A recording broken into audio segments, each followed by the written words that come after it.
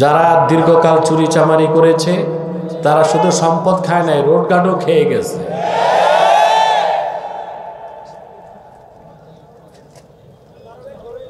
তা আমার আসতে খুব ক্লান্তি, অবসাদ, দুঃখ, ব্যথার বোঝা নিয়ে এসেছি। আপনাদের এই সুন্দর চেহারাগুলো দেখে আমার কষ্ট দূর হয়ে গেছে, আলহামদুলিল্লাহ। আমি আজকে আপনাদের সামনে কোরআন করিম সূরা ইব্রাহিম থেকে প্রথম 3টি আয়াত তেলাওয়াত করেছি। আপনাদের ইহকালীন কল্যাণ, পরকালীন মুক্তির লক্ষ্যে নির্ভরযোগ্য মুফাসসির এবং মুহাদ্দিসগণের দৃষ্টিকোণ থেকে কিছু কথা আপনাদের সামনে তুলে ধরার চেষ্টা করব ইনশাআল্লাহ। যদি আল্লাহ সুবহানাহু ওয়া তাআলা আমাকে এবং আপনাদেরকে তৌফিক ভিক্ষা দান করেন, বলুন আল্লাহুম্মা আমিন। ভূমিকাতে একটি কথা বলবো, আমার দিকে তাকান, ওটা ড্রোন, কিচ্ছু না, আপনাদের ভিডিও করছে, আমার দিকে তাকায় থাকেন। এই যে আপনারা এখানে এসেছেন আর বসে আছেন, আসার পেছনে বসার পেছনে পার্থিব জাগতিক কোনো স্বার্থ আছে? কথা বলে না। সামাজিক কিংবা রাজনৈতিক? আমরা এসেছি শুধুমাত্র আল্লাহ তার হাবিবের রেজামান্দি হাসিল করার জন্য, দুনিয়ার কল্যাণ, পরকালীন মুক্তির জন্যে। সুবহানাল্লাহ বলেন। সবচেয়ে আনন্দের বিষয় হচ্ছে আল্লাহ তাআলা আপনাদেরকে পছন্দ করেছেন। আলহামদুলিল্লাহ। খুশি হন নাই? পুরুষের কণ্ঠে বলেন আলহামদুলিল্লাহ। আল্লাহ যে পছন্দ করেছেন আপনাদেরকে, তার প্রমাণ হচ্ছে দ্বীন শিখার জন্য আপনাদেরকে নির্বাচন করেছেন। আল্লাহ যাকে পছন্দ করেন তাকে দ্বীন শিখার সুযোগ করে দেন। এটা আমার কথা নয়, সহিহুল বুখারী কিতাবুল ইলমে হযরত মুআবিয়া রাদিয়াল্লাহু তাআলা আনহু থেকে একটি হাদিস এসেছে। আল্লাহর হাবিব ইরশাদ করেছেন, মান ইউরিদিল্লাহু বিহি খাইরান ইউফাক্কিহহু ফিদ্দীন। আল্লাহ রাব্বুল আলামিন তার যে বান্দাকে পছন্দ করেন, যার কল্যাণ চান, তাকে দ্বীনের সমঝদার বানায় দেন। ফাক্কাহা ইউফাক্কিহু মানে ফকিহ বানানো, ফকিহ বানানো। সুবহানাল্লাহ। আল্লামা বদরুদ্দিন আইনি উমদাতুল কারিতে ব্যাখ্যা করেছেন, ইউফাক্কিহু ফিদ্দীন আইয়াজআলহু ফাকিহান ফিদ্দীন। আল্লাহ তার যে বান্দাকে পছন্দ করেন, যার কল্যাণ চান, তাকে দ্বীন শিখিয়ে দ্বীনের সমঝদার বানায় দেন। সুবহানাল্লাহ। তা আল্লাহ যে আমাদের ভালোবাসলেন, পছন্দ করলেন, এতে আমরা খুশি না বেজার? আপনাদের জন্য দ্বিতীয় অফার আছে, সেটা হচ্ছে আমরা এই হাজার হাজার জনতা একটু পরে মুনাজাত করব, বিদায়ী মুনাজাত, ঠিক না? এককভাবে না সম্মিলিতভাবে? তাতে ফায়দা কি? ইমামে হায়সামি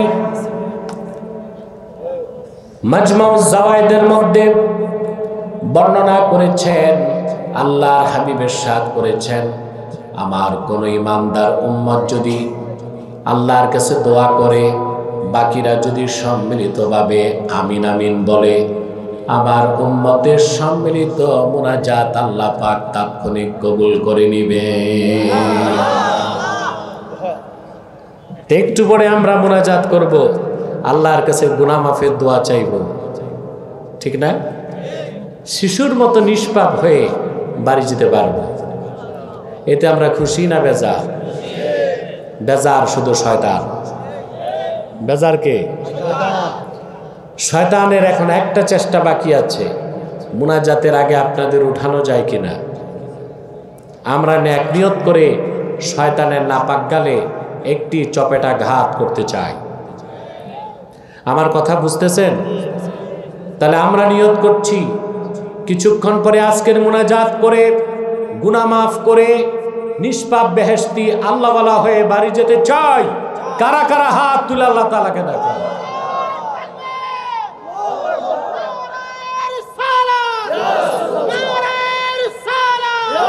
সাল্লাল্লাহু আলাইহি ওয়াসাল্লাম। আল্লাহ কবুল করুক, আল্লাহ মঞ্জুর করুক, বলুন আল্লাহুম্মা আমিন। সম্মানিত সুধী, আর দেরি নয়, সরাসরি মূল আলোচনায় চলে যাচ্ছি তেলাওয়াতের মাধ্যমে। যদি পারেন আপনারাও পড়বেন, যেন আল্লাহ তাআলা কোরআন কারীমের প্রতিটি অক্ষরে নূর দিয়ে আমাদের অন্তরকে বিকশিত করে দেন। পড়ুন আউযু বিল্লাহি মিনাশ শাইতানির রাজীম। বিসমিল্লাহির রাহমানির রহিম। আলিফ লাম রা।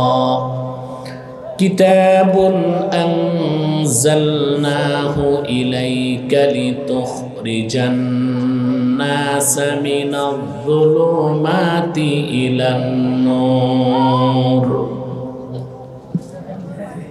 সূরা ইব্রাহিমের শুরু করলেন আল্লাহ তাআলা কয়েকটি অক্ষর দিয়ে, আলিফ লাম রা। আলিফ লাম রা। মাইকম্যান কোন দিক? তোমার সাউন্ড ভালো আছে, আরেকটু চিকন হবে, আরেকটু বাড়বে স্টেজে। পিছনে হর্ন চলে?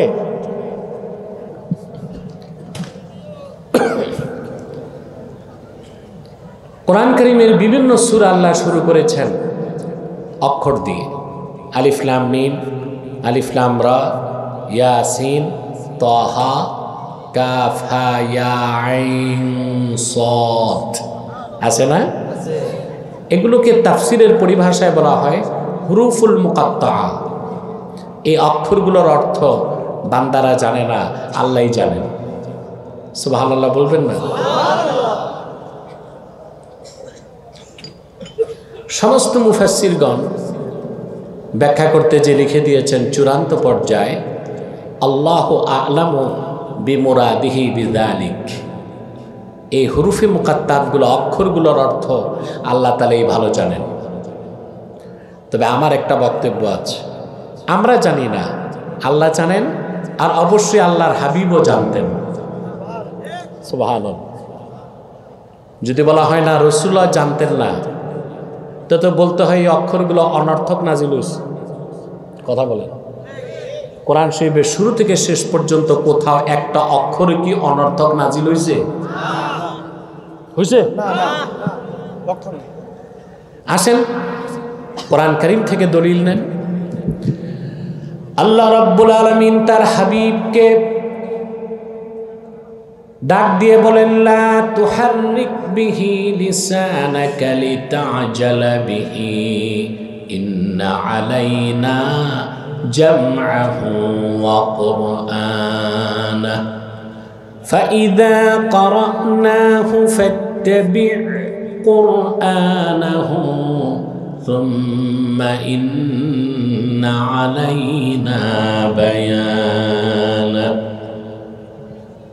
আল্লাহ তার হাবিবকে ডেকে বলেন, মুহাম্মদ সাল্লাল্লাহু আলাইহি ওয়াসাল্লাম, কোরআন কারীমকে আত্মস্থ করার জন্য আপনার জবান দ্রুত সঞ্চালন করবেন না, বরং আমি যখন কোরআন নাজিল করব আপনি শুধু শুনবেন, তাতেই চলবে। আপনার সিনায় কোরআন জমা করে দেবার দায়িত্ব আমি আল্লাহ, আর যে অংশ ব্যাখ্যা করা দরকার ওটা ব্যাখ্যা করে দেবার দায়িত্ব আমি আল্লাহ। সুবহানাল্লাহ। তাহলে বিসমিল্লাহর বা থেকে মিনাল জিন্নাতি ওয়ান নাসে সিন পর্যন্ত প্রতিটি বাক্যের, প্রতিটি শব্দের, প্রতিটি অক্ষরের কি অর্থ তা রাসূলুল্লাহ অবশ্যই জানতেন, ঠিক না? সেজন্যই আমরা বলতে পারি আল্লাহ অবশ্যই জানেন, আল্লাহ তার হাবিবকেও জানিয়ে দিয়েছিলেন। সুবহানাল্লাহ। হুরুফুল মুকাত্তাতগুলোর ব্যাপারে চমৎকার তথ্য দিয়েছেন ইমাম বাইজাবি রাহমাতুল্লাহি আলাইহি। নাম শুনছেন না? আলেমরা তো তার তাফসিরও পড়ছেন বাইজাবি শরীফ। এটা কওমিতেও পড়ায়, আলিয়াতেও পড়ায়। ইমাম বাইজাবি লেখেন,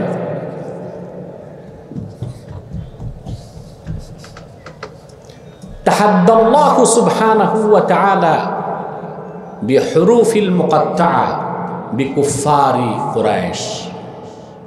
আল্লাহ তাআলা এই আলিফ লাম মিম, আলিফ লাম রা, এই হুরুফুল মুকাত্তাতগুলো দিয়েও মক্কার কাফের কুরাইশদের সাথে চ্যালেঞ্জ করেছেন। সুবহানাল্লাহ বলে। কিন্তু কথাটি এত সূক্ষ্ম ব্যাখ্যাপূর্ণ যে আমাকে একটা ভূমিকা টানতে হচ্ছে বুঝানোর জন্য। কাফের মুশরিকরা যখন কোরআনকে অস্বীকার করল, আল্লাহর পক্ষ থেকে তার হাবিবের মাধ্যমে আল্লাহ কাফেরদেরকে চ্যালেঞ্জ করলেন। প্রথম চ্যালেঞ্জ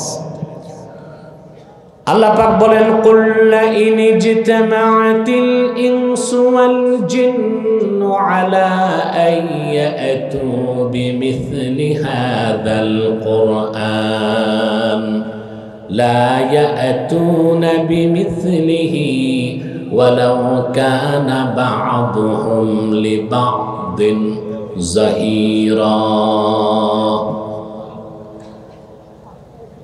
মুহাম্মদ সাল্লাল্লাহু আলাইহি ওয়াসাল্লাম অবিশ্বাসী কাফেরদেরকে বলুন, तमाम পৃথিবীর সমস্ত মানুষ আর সমস্ত জিন যদি ঐক্যবদ্ধ হয় একটা এজেন্ডা বাস্তবায়ন করার জন্য, আল্লাহ বলেন আমার কিতাবের মতো একটা কিতাব তারা রচনা করে দেখাবে। আল্লাহ বলেন কিয়ামত তক জিন আর মানুষ যদি পরস্পরকে সহযোগিতা করে, তারপরও আমার কোরআনের মতো একটা কিতাব আনতে পারবে না। কেউ পেরেছে? আল্লাহর চ্যালেঞ্জ কত শক্ত। যদি সমস্ত মানুষ আর সমস্ত জিন জোটবদ্ধ হয়, জোট বুঝেন? আরে ভাই, আমি কি কবরস্থানে না মাহফিলে? এখনো তোমাদের শব্দ নাই।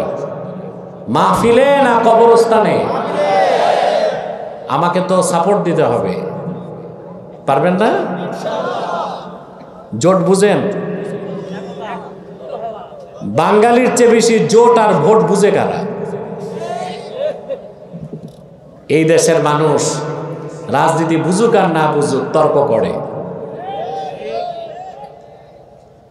চায়ের দোকানে গেলে দেখবেন চায়ের কাপে রাজনীতির তর্কে যে ঝড় তুলে বাঙালি। আমেরিকাতে রাজনৈতিক দল আছে দুইটা প্রধান দল, ডেমোক্রেট আর রিপাবলিক। আরো কয়েকটা আছে অখ্যাত দল। আর ছোট্ট এক বাংলাদেশে দল আছে মোটামুটি 147টার মতো। এমন রাজনৈতিক দলও আছে যার সদস্য 3 জন, সভাপতি, সেক্রেটারি, দরজার দারোয়ান। বাংলাদেশে এই দেশের লোক জোট বুঝে, ভোট বুঝে আর নোট বুঝে। সিদ্ধান্ত নিছে একটা ভোট দিবে এক নেতাকে, কিন্তু আগের রাতে যে নোট বেশি দিছে তারে ভোট দেয়। আমি দেখলাম এই 50 বছরে এই দেশের স্বাধীনতার পর থেকে ইতিহাস এটাই প্রমাণ দেয়, এই জাতি বুঝে জোট, ভোট, নোট, ফির সব কুছ ঝুট। কিছু পায় না, কিছু পায়। তা আমরা আসলে জোট বুঝি, ভোট বুঝি আর বেশি বুঝি বলেই কিছু পাই নাই। ফিরে আসতে হবে ন্যায় ও সত্যের পথে, আর সেটা একমাত্র আল্লাহর কোরআন। ঠিক না? বলবো আরো কিছু কথা বলবো, একটু ধৈর্য ধরেন। আল্লাহ পাক বললেন সমস্ত জিন আর সমস্ত মানুষ যদি জোটবদ্ধ হয় একটি এজেন্ডা বাস্তবায়ন করতে, আমার কিতাবের মতো একটা কিতাব আনবে, কিয়ামত তক চেষ্টা করেও কোরআনের মতো একটা কিতাব আনতে পারবে না। তারপর আসলো দ্বিতীয় চ্যালেঞ্জ। أم يقولون افتراه قل فأتوا بعشر سور مثله مفتريات বরং কাফেররা বলে কোরআন তো মুহাম্মদ সাল্লাল্লাহু আলাইহি ওয়াসাল্লাম নিজেই রচনা করেন। আল্লাহ ডেকে বললেন, হাবিব আমার মুহাম্মদ সাল্লাল্লাহু আলাইহি ওয়াসাল্লাম, আপনি ঘোষণা করুন কোরআনের মতো একটা কিতাব দরকার নাই, কোরআন কারীমের 10টা সূরার মতো সূরা রচনা করে দেখাও তো দেখি। কাফেররা পেরেছে? আজ তো কেউ পেরেছে? কিয়ামত পর্যন্ত পারবে? এরপর আসলো তৃতীয় চ্যালেঞ্জ। আল্লাহ পাক ঘোষণা করলেন, ইন কুনতুম ফি রাইবিম মিম্মা নাযালনা আলা আবদিনা ফাআতু বিসূরাতিম মিন মিথলিহি ওয়াদউ শুহাদাআকুম মিন দুনিল্লাহি ইন কুনতুম সাদিকিন।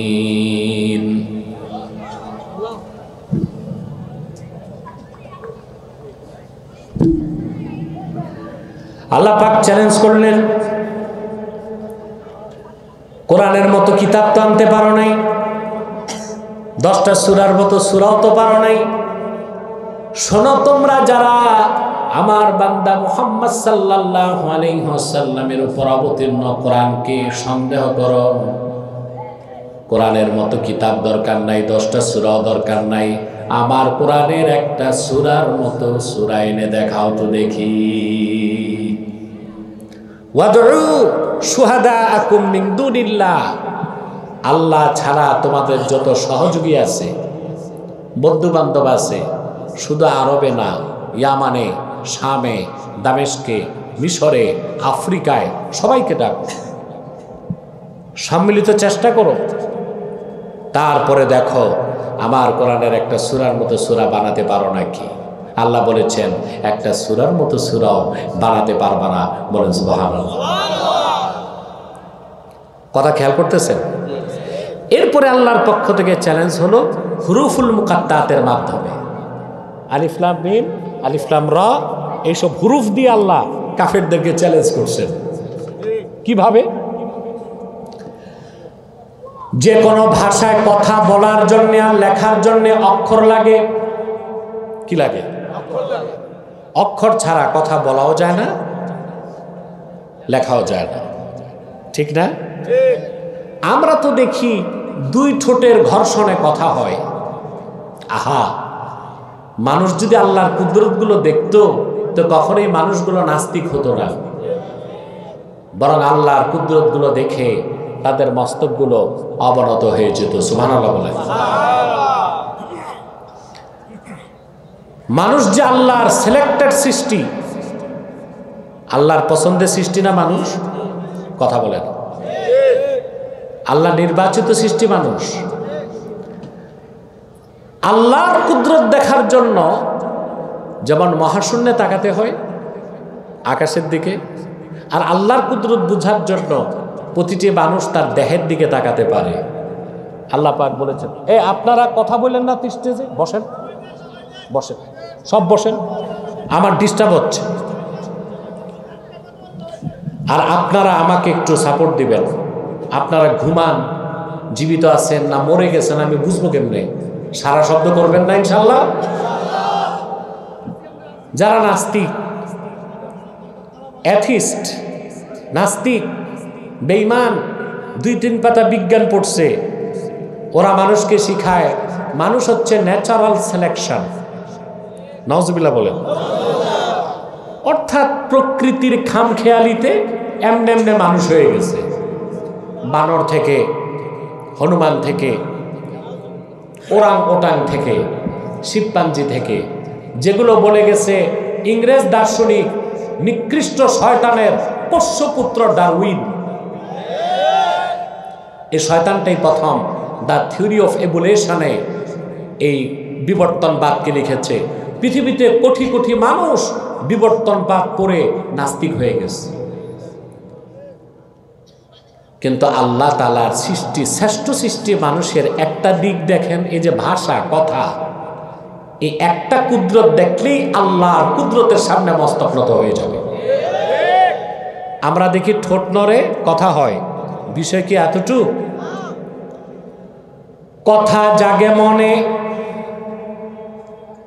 কথাকে সাজায় মাথা, মনের কথা মুখে আসতে লাগে বাতাস। কথা পরিবহন করে কে? সুবহানাল্লাহ। কথা জাগে মনে, সাজায় কে? তারপরে ফুসফুস বাতাস সাপ্লাই দেয়। বাতাসের মাধ্যমে কথাটা এই গলাতে আল্লাহ ফিট করছেন একটা যন্ত্র, ষড়যন্ত্র। এটা কনস্পিরেসি না, ওই ষড়যন্ত্র না, ষড়যন্ত্র। এটা আর কোনো প্রাণীকে আল্লাহ দেন নাই। আল্লাহর এই একটা কুদরত দিয়েই তো বিবর্তন বাদ ধূলিসাৎ হয়ে যায়। যদি মানুষ বানর থেকেই হতো, হনুমান থেকে হতো, শিবপাঞ্জি থেকে হতো, তো ওদের গলায় কথা বলার যন্ত্র নাই কেন? তাহলে বোঝা যায় মানুষ ন্যাচারাল সিলেকশন না, বরং মানুষ হচ্ছে best creation of almighty Allah, selected by Allah. মানুষ হচ্ছে আল্লাহর নির্বাচিত সৃষ্টি, শ্রেষ্ঠ সৃষ্টি। কোন প্রাণীকে তিনি কথা বলতে দিবেন না, সেজন্য মানুষকে শুধু কথা বলার যন্ত্র দিয়েছেন, বলেন সুবহানাল্লাহ। কথা জাগে মনে, কথা সাজায় মাথা, বাতাস পরিবহন করে কণ্ঠের মাধ্যমে, দুই ঠোঁটের ঘর্ষণে অক্ষরে রূপ নিয়া ভাষা বেরিয়ে যায়। প্রতিটি ভাষা লেখার জন্য, বলার জন্য উপাদান হচ্ছে অক্ষরমালা। কি? এবার দেখেন হুরুফে মুকাত্তার দিয়ে কিভাবে চ্যালেঞ্জ করা হলো কাফেরদেরকে। আল্লাহ পাক কাফেরদেরকে চ্যালেঞ্জ করলেন, আমার কিতাবের মতো একটা কিতাব তো আনতে পারো নাই, 10টা সূরার মতো সূরাও তো পারো নাই, একটি সূরার মতো সূরাও তো পারো নাই। আমার ভাষা আরবি, আমার হাবিবের ভাষাও আরবি, কোরআনের ভাষাও আরবি, কুরাইশরা তোমাদের ভাষাও তো আরবি। আরবি লেখার জন্য, বলার জন্য যে অক্ষর লাগে তা তো তোমাদের কাছে আছে, যেমন আলিফ লাম মিম, আলিফ লাম র, ইয়াসিন, তাহা। আল্লাহ উদাহরণ দিয়ে দিয়ে বুঝায় দিলেন, এই রকম অক্ষরগুলো দিয়া আমার কোরআনের একটা বাক্যের মতো বাক্য তৈরি করে দেখাও তো দেখি। কাফেররা পেরেছে? জোরে বলেন। সেজন্য বেজাবি বলেছেন, এই আলিফ লাম মিম, আলিফ লাম রা, এই হুরুফুল মুকাত্তাত দিয়ে আল্লাহ তাআলা মূলত কাফেরদেরকে আরেক প্রকার চ্যালেঞ্জ করেছেন, বলেন সুবহানাল্লাহ। বাস এতটুকুই কথা এখানে, তারপর সামনে যাচ্ছি। কিতাবুন আনজালনাহু ইলাইকা লিতুখরিজান নাসা মিনাজ যুলুমাতি ইলান নূর। মুহাম্মদ সাল্লাল্লাহু আলাইহি ওয়াসাল্লাম, আপনার উপর এই কোরআন আমি নাজিল করেছি, এই কিতাব আমি অবতীর্ণ করেছি, যেন আপনি গোটা মানব সভ্যতাকে অন্ধকার সমূহ থেকে বের করে একটি নূরের দিকে আনতে পারেন। সুবহানাল্লাহ বলেন। সেই নূর হচ্ছে ইসলাম, সেই নূর হচ্ছে ঈমান। সুবহানাল্লাহ বলেন। সে নূর কি? ইসলাম। সে নূর হচ্ছে ঈমান। ইসলাম সম্পর্কে আমার দেশে 88% মুসলমানের কোনো ধারণাই নাই। তারা মনে করে ইসলাম হচ্ছে প্রথা সর্বস্ব একটা ধর্ম। একটু নামাজ রোজা করলাম, টুপি দাড়ি লাগাইলাম, বাস আমি মুসলিম হয়ে গেছি। না, ইসলাম এত ছোটোখাটো বিষয় না। ইসলাম হচ্ছে আল্লাহ কর্তৃক প্রেরিত, আল্লাহ কর্তৃক মনোনীত, আল্লাহ কর্তৃক স্বীকৃত, মুহাম্মদ সাল্লাল্লাহু আলাইহি সাল্লামের আনিত পূর্ণাঙ্গ জীবন বিধানের নাম হচ্ছে ইসলাম। এটাকে আল্লাহ নূর বলেছেন। সুবহানাল্লাহ। আর এই ইসলাম ছাড়া যা আছে, যত তন্ত্র মন্ত্র মতবাদ, মিথ্যাশ্রিত ধর্ম, মানবরচিত ধর্ম, বিকৃত ধর্ম, এই সব কিছুকে আল্লাহ বললেন জুলুমাত, অন্ধকার না, অন্ধকার সমূহ। জুলমাতুন মানে অন্ধকার, আর জুলুমাত হচ্ছে বহুবচন, অন্ধকার সমূহ। তাহলে আল্লাহর কাছে একমাত্র ইসলাম হচ্ছে কি? নূর। সুবহানাল্লাহ বলেন। কষ্ট হচ্ছে না তো? একটু মনোযোগ থাকবে তো? আমরা একটা মেসেজ নিয়ে বাড়ি যাব, পারবো ইনশাআল্লাহ?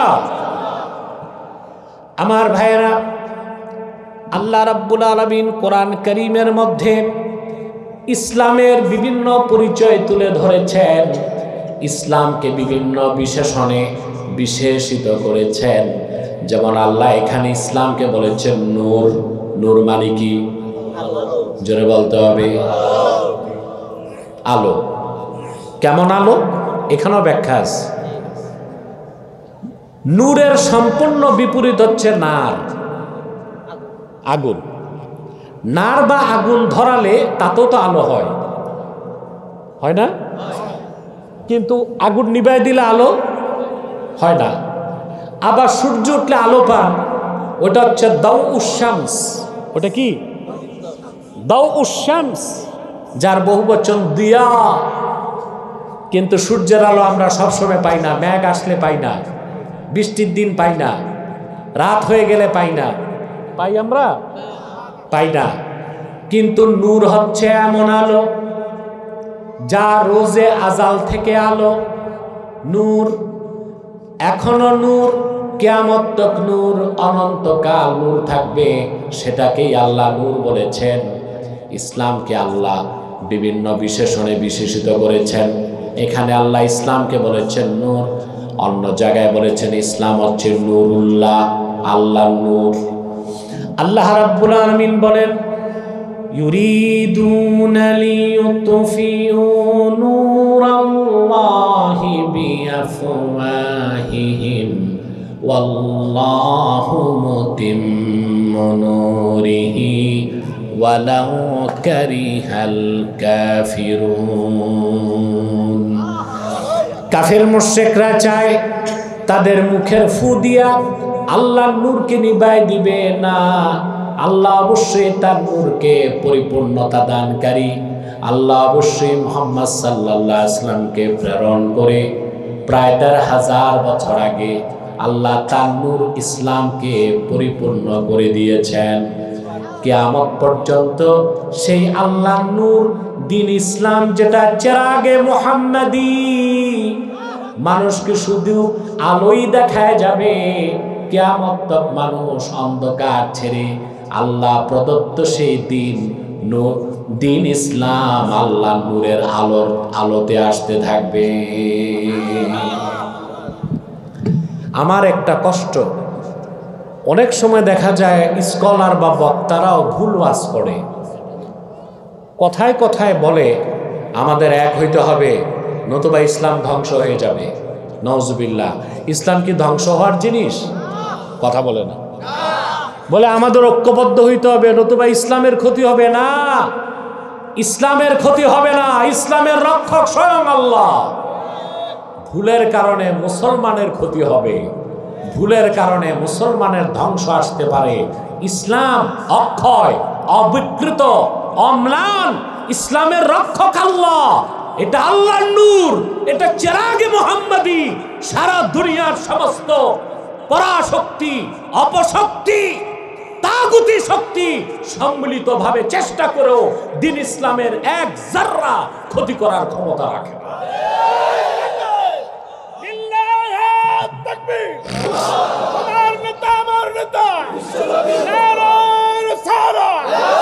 সাল্লাল্লাহু আলাইহি ওয়াসাল্লাম। তাহলে আপনাদের ভাষা ঠিক করবেন। ইসলামের ক্ষতি করা যায়? ইসলাম ধ্বংস হওয়ার জিনিস? ক্ষতি হয় কাদের? ধ্বংস হবে কারা? যদি ইসলাম থেকে সরে যায়। ঠিক না? প্রিয় ভাইয়েরা আমার, এই ইসলামকে আল্লাহ বলেছেন দ্বীনুল্লাহ, আল্লাহর দ্বীন। ইসলামকে আল্লাহ বলেছেন নূরুল্লাহ, ইসলামকে আল্লাহ বলেছেন নূর, ইসলামকে আল্লাহ বলেছেন উরওয়াতুন উসকা। আল্লাহ পাক বলেন ফামান ইয়াকফুর বিত্তাগুতি ওয়া ইউমিন বিল্লাহি ফাকাদ ইসতামসাকা বিল উরওয়াতিল উফকা। ফামান ইয়াকফুর বিত্তাগুত, যে তাগুতকে অস্বীকার করবে, ওয়া ইউমিন বিল্লাহ, আল্লাহর উপর ঈমান আনবে, সুবহানাল্লাহ, ফাকাদ ইসতামসাকা বিল উরওয়াতিল উফকা, সেজন্য একটা শক্ত হাতলকে ধরল। ইসলামকে আল্লাহ বলেছেন উরওয়াতুল উফকা, এমন এক শক্ত হাতল, লা ইনফিসাম লাহা আই লা ইনকিতা লাহা, এই হাতল যে ধরবে তার শেষ গন্তব্য হবে আল্লাহর জান্নাত, মাঝখানে কোনো বাধা নাই, বলে সুবহানাল্লাহ। ইসলামকে আল্লাহ বলেছেন উরওয়াতুল উফকা, বলেন সুবহানাল্লাহ। শুধু তাই নয় ভাইয়েরা আমার, ইসলামকে আল্লাহ বলেছেন দ্বীনুল্লাহ, মানে আল্লাহর দ্বীন। চিন্তা করেন, একমাত্র ইসলামই হচ্ছে সাম্প্রদায়িকতার ঊর্ধ্বে। সাম্প্রদায়িকতা, বাংলাদেশে কিছু বুদ্ধিজীবী আছে না? এখন বুদ্ধিজীবীদের ভাত নাই, এ সবগুলো ধরা খাইছে। সরকার পতনের আগে আমার কাছে ধরা খাইছে সবগুলো বুদ্ধিজীবী। এটা জেলে আছে এখন, আলহামদুলিল্লাহ বলবেন না? এটা ছিল নাস্তিকদের ঠাকুর শাহরিয়ার কবির। এটারে শাহরিয়ার কবির নামে কেউ চিনে না, এটারে বলে মুরগি চোর। আছে জেলে, আমার সাথে ডিবেটে সে শোচনীয়ভাবে পরাজিত হয়েছিল। আমার কথা, এই নাস্তিক শাহরিয়ার কবিরকে 2 দিনের রিমান্ড কেন দিল? ও তো যুদ্ধাপরাধী। আলেম ওলামার বিরোধিতার জন্য তারা করেছে গাধানি। শুনছেন না? এটা করে গেছে জাহানার ইমাম। ওটা জাহানার ইমাম ছিল না, জাহান্নামের ইমাম ছিল। ওইটা মরার পর রেখে গেছে ওর পোষ্যপুত্র শাহরিয়ার কবিরকে। আর শাহরিয়ার কবিরের পয়সা আসতো ইসরায়েল থেকে। কোত্থেকে? তাদের ব্যবসা ছিল কি? মুক্তিযুদ্ধের চেতনা আর রাজাকার। এই ব্যবসা গেছে, আর এই ব্যবসা বাংলাদেশে চলবে না। এই স্বাধীনতার চেতনা, মুক্তিযুদ্ধের ব্যবসা আর রাজাকারের তকমা দিয়া বাংলাদেশের রাজনীতির নামে ভণ্ডামির যুগ আর ফিরে আসবে না ইনশাআল্লাহ। এই শাহরিয়ার কবির আলেম ওলামাকে বলতো রাজাকার। কি বলতো? অথচ সেক্টর কমান্ডার বঙ্গবীর কাদের সিদ্দিকী বলছে 71 সালে শাহরিয়ার কবির পাকিস্তানি ক্যাম্পে দেশি মুরগি সাপ্লাই দিত। এখন আমার কথা, যে পাকিস্তানিরা এই দেশে নিরীহ মানুষকে হত্যা করত, তাদেরকে দেশি মুরগি সাপ্লাই দিয়া শাহরিয়ার কবির এনার্জি সাপ্লাই দিত, সে কি যুদ্ধাপরাধী না? জোরে বলেন। এই জন্য এই জনসমুদ্রের পক্ষ থেকে ইন্টারিম গভর্নমেন্টকে দাবি করছি, যুদ্ধাপরাধী হিসেবে বাংলাদেশের মানুষ শাহরিয়ার কবিরের ফাঁসি চায়।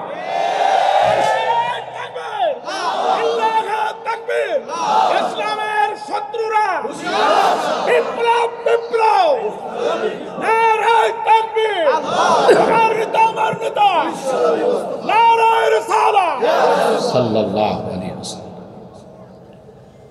নাস্তিকগুলো, বুদ্ধিজীবীগুলো এখন গর্তে লুকাইছে। জালেম সবাই পালাইছে। কেউ গেছে স্বামীর বাড়ি, কেউ শ্বশুর বাড়ি, কেউ দাদার বাড়ি, কেউ পশ্চিমা দুনিয়া ওদের বাপের বাড়ি। ঠিক না? আমরাই ছিলাম, আমরাই আছি। মনে রাখবেন, যে সময় বা যে যুগ চলে যায় তার কখনো ফিরে আসে না, কিয়ামত তক ফিরবে না, কখনোই ফিরবে না।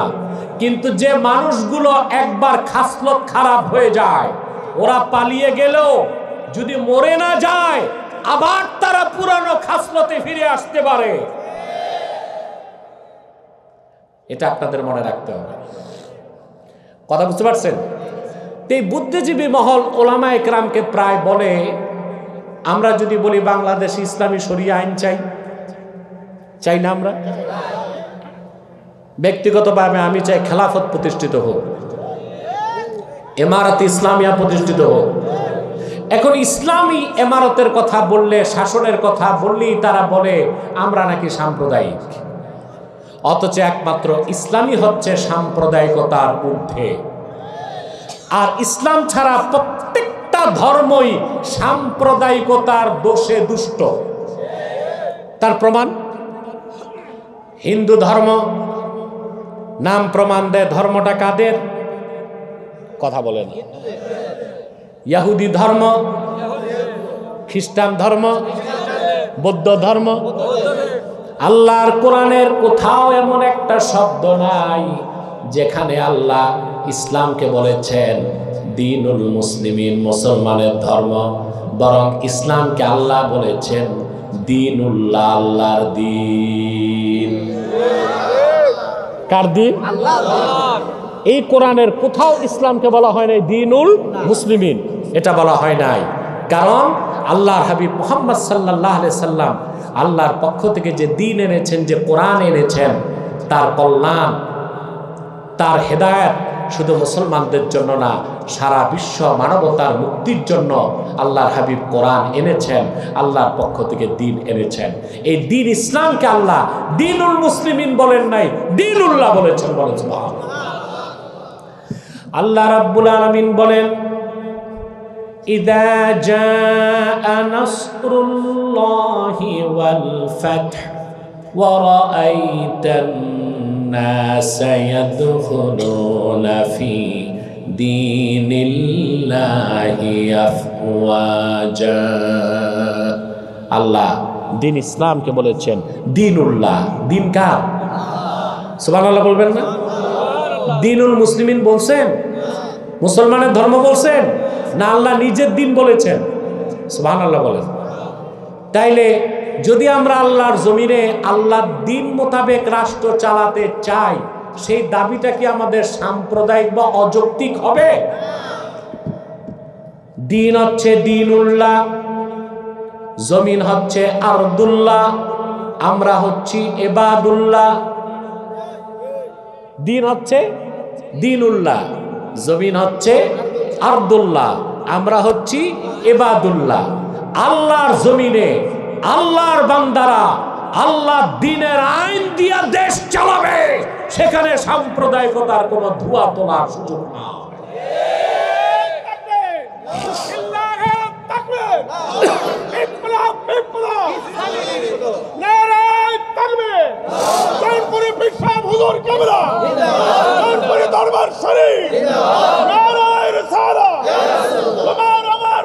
তোমার আমার বিশ্ব নেতা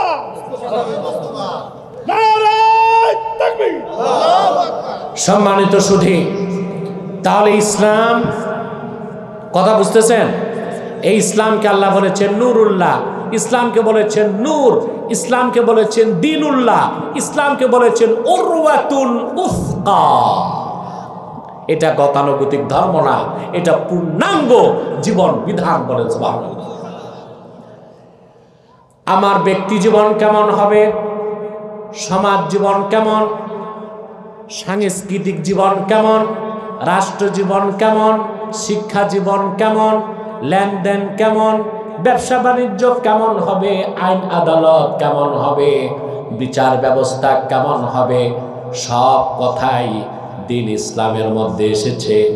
দ্বীন ইসলাম যারা মানবে, এই পৃথিবীতে তাদের কোনো কল্যাণ মুক্তির জন্য অন্য কোনো মানুষের, কোনো ধর্মের, কোনো মতবাদের মুখাপেক্ষী হবার দরকার নাই।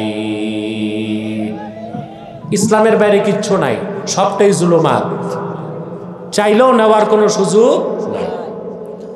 আপনারা বলতে পারেন হিন্দু ধর্ম, বৌদ্ধ ধর্মের কথা বাদ দিলাম, ইসলাম ছাড়াও তো আরো দুইটা ধর্ম আছে, যে দুই ধর্মকে বলা হয় সেমেটিক রিলিজিয়ান, সেমেটিক রিলিজিয়াস। বলা হয় না? একটা ইহুদি ধর্ম আর একটা খ্রিস্টান ধর্ম। আরবিতে আকাশকে বলে সামা। কি বলে?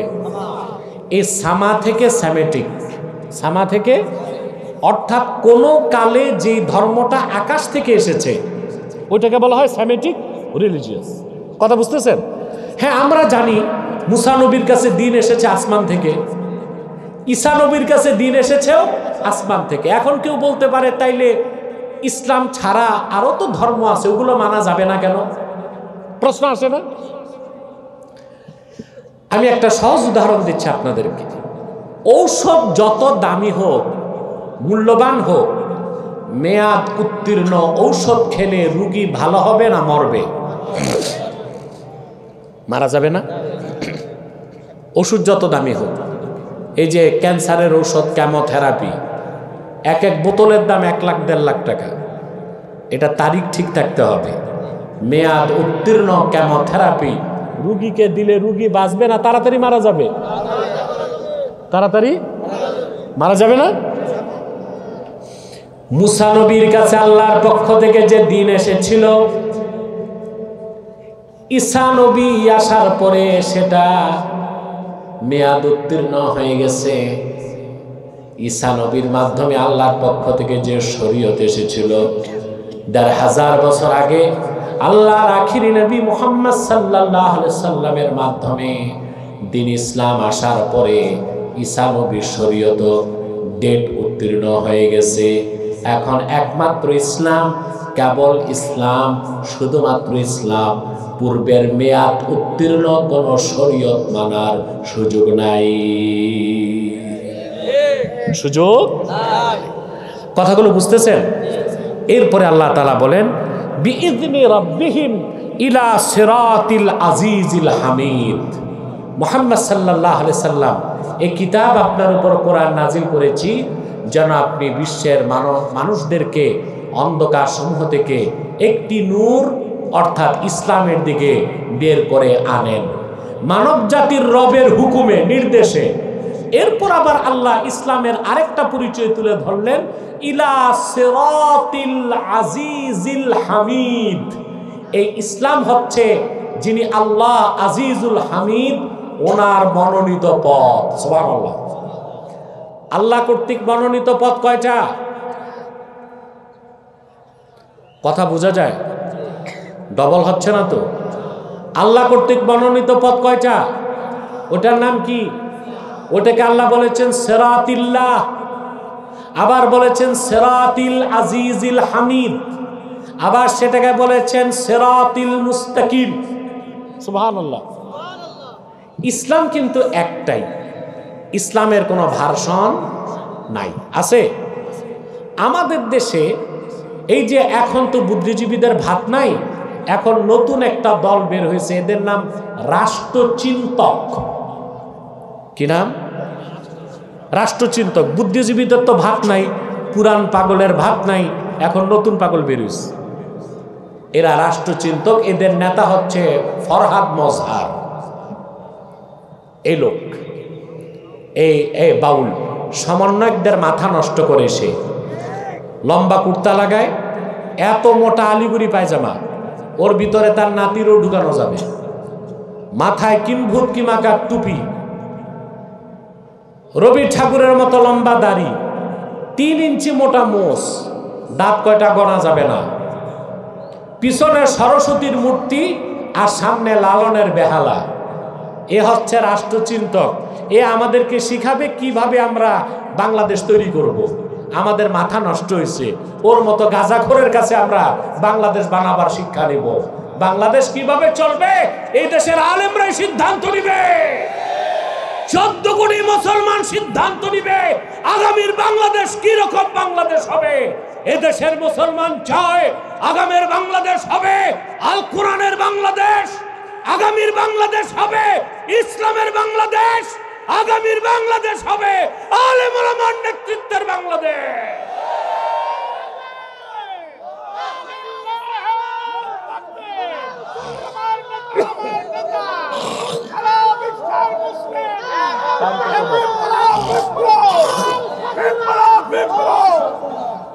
বাড়ি হুজুর কেবলা নারায়ে তাকবীর। সম্মানিত সুধী, তা ইসলামের কোনো ভার্সন? আরে বাবা কথা বলো না। ইসলামের কোনো ভার্সন? আল্লাহ এক, কোরআন এক, ইসলামও এক। এটার কোনো ভার্সন? সুবহানাল্লাহ বলবেন না? এই সব রাষ্ট্রচিন্তকরা ইসলামের বিভিন্ন ভার্সন উল্লেখ করতে চায়। যেমন বলে পলিটিক্যাল ইসলাম, রেডিক্যাল ইসলাম, সুফিবাদী ইসলাম। চিন্তা করেন কত বড় আঘাত আমাদের ইমানের উপর। যখন আমরা জিহাদের কথা বলি তখন বলে এটা রেডিক্যাল ইসলাম। যখন আমরা ইসলামী রাষ্ট্র ব্যবস্থার কথা বলি বলে এটা পলিটিক্যাল ইসলাম। আর শুধু যারা পিরি মুরিদি করে, তসবি পড়ে, তাদেরটা বলে এটা সুফিবাদী ইসলাম। না, ইসলামকে ভাগ করার, ভাষণ করার অধিকার তোমাকে কে দিয়েছে? ইসলাম তো একটাই, সিরাতিল আজিজিল হামিদ। এটা মহান আল্লাহ স্বীকৃত মনোনীত পথ। ইসলাম একটাই, এটার কোনো ভাষণ নেই। জিহাদ পূর্ণাঙ্গ ইসলাম নয়, পূর্ণাঙ্গ ইসলামের একটা আমল। কথা বলে না। সিয়াসাতুল ইসলামিয়া, ইসলামী রাজনীতি পূর্ণাঙ্গ ইসলাম নয়, পূর্ণাঙ্গ ইসলামের একটা আমল।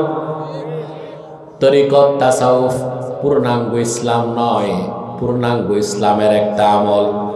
ইসলাম একটাই, এটার কোনো ভার্সন নাই। এই ইসলামকে আল্লাহ বলেছেন সিরাতিল আজিজিল হামিদ। সুবহানাল্লাহ। ইসলামের বাইরে কোনো কিছুই আল্লাহ গ্রহণ করবেন না।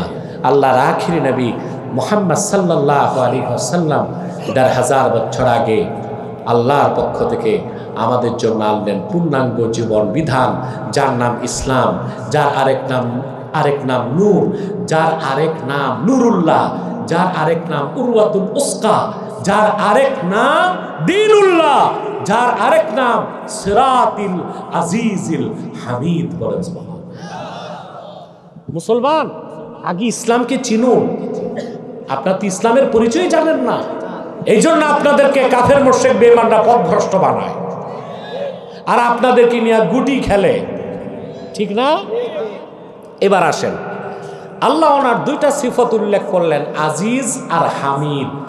কয়টা? এখন আজিজ অর্থ কি? আজিজ শব্দের বাংলা অর্থ হচ্ছে মহাপরাক্রমশালী, কিন্তু এই অর্থটা অপরিপূর্ণ।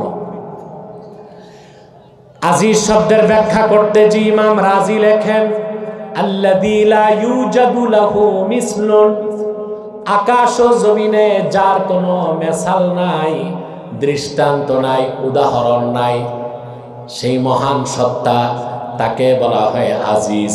তিনি আমার আল্লাহ। এখান থেকে একটা মাসালা আকীদার বের হয়, সেটা হচ্ছে সকল আকারের স্রষ্টা আমার আল্লাহ নিরাকার। সুবহানাল্লাহ।